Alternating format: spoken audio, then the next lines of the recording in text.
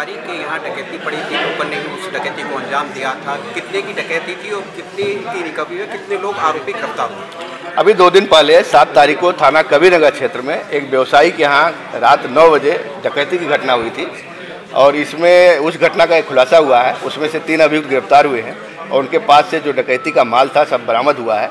ये बड़ी घटना थी और एक स्टील कारोबारी हैं, उनके यहाँ एक नौकर जो चंदन था, उनका खुद का जो नौकर अपने 2 साथियों के साथ मिलकर इस घटना को अंजाम दिया था।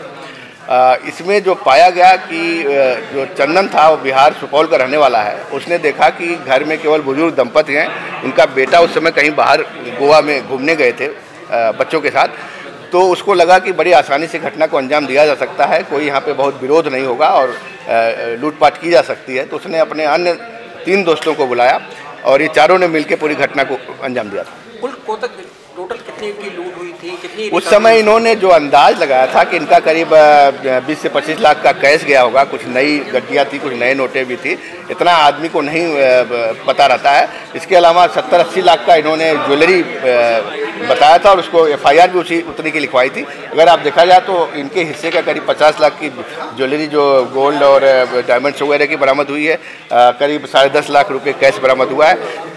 एक अभियुक्त जो चौथा अभी फरार है, उसकी गिरफ्तारी के बाद अन्य जो माल है वो भी बरामद हो। पुलिस अब तक के पास कैसे पहुंची? पुलिस का जो मेन था कि जो घर का चौकीदार था उसने चूँकि जो वो बता दिया कि चंदन के साथ ये सब आए थे, चंदन जो नौकर था। तो चंदन के बारे में हम लोगों ने जब पूरा पता कर लिया, उसका सारी चीज़ें निकाली और इसमें सर्वेलांस और CCTV वगैरह सबकी मदद ली गई, तो चंदन और उसके साथियों के नाम आए और बड़ी तत्परता से फिर हम लोगों ने उनकी गिरफ्तारी शुरू की। तो चंदन ने लूट की मुख्य वजह क्या बताइए?